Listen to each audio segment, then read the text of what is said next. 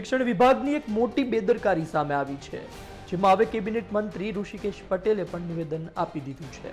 વાત કઈ તેમ હતી કે બનાસકાંઠાના દાતા તાલુકાની પ્રાથમિક શાળાના ઇન્ચાર્જ પારુલ મહેતાએ શાળામાં શિક્ષક તરીકે નોકરી કરતા ભાવના પટેલ પર આક્ષેપ કર્યા હતા કે ભાવના પટેલ છેલ્લા કેટલાય વર્ષોથી શાળામાં આવતા નથી, તે વિદેશમાં સ્થાયી છે, આમ છતાં પણ તેનો પગાર શિક્ષણ વિભાગ તેમને આપી રહ્યો છે।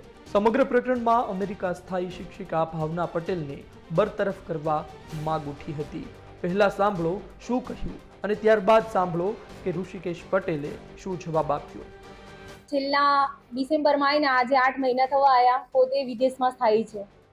હવે વિદેશમાં સ્થાયી છે અને 8 મહિનાથી આ બાળકોનું શિક્ષણ બગડી રહ્યું છે, તો એમને હાજર થઈ જવું જોઈએ, કાં તો રિઝાઇન મૂકી દેવું જોઈએ।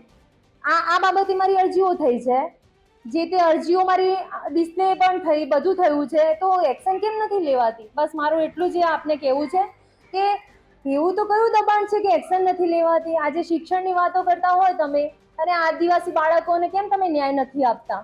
શા માટે તમે ડિસિઝન નથી લઈ શકતા? અને ટીપીઓ ખુદ પોતે અહીંયા બેનને છૂટા કરવા સુધીની વાત કરી ગયા છે, તો પછી કેમ દબાઈ ગયું બધું?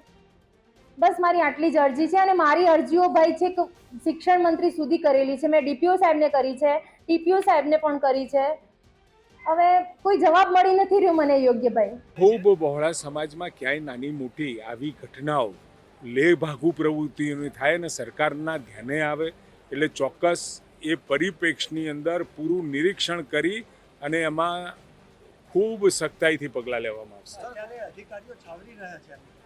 કોઈ છાવરવાનો પ્રશ્ન નથી।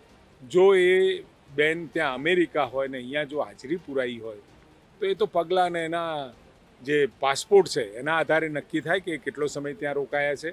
અહીંયા પણ ઇમિગ્રેશનમાં ખબર પડે, એટલે આ તો કોઈ છુપાવવાળી બાબત જ નથી, પેપર ડોક્યુમેન્ટ્સની। ગુજરાતમાં કથળતા શિક્ષણ વચ્ચે ખૂબ જ શરમજનક બાબત કહેવાય કે જે શિક્ષક છે જ નહીં તેની હાજરી પુરાઈ રહી છે। હદ તો ત્યાં વટે છે કે શિક્ષિકા અમેરિકામાં છે અને ગુજરાતમાં તેનું નામ બોલાઈ રહ્યું છે। કેબિનેટ મંત્રીએ નિવેદન આપ્યું છે, જોવું રહ્યું કાર્યવાહી કરવામાં આવે છે કે નહીં। મુખ્ય વાત તો એ છે કે ગુજરાતમાં હજુ પણ આવા બોગસ શિક્ષકો કેટલા છે। સંવાદદાતા શક્તિસિંહ રાજપૂતનો અહેવાલ, ગુજરાત તક, અંબાજી।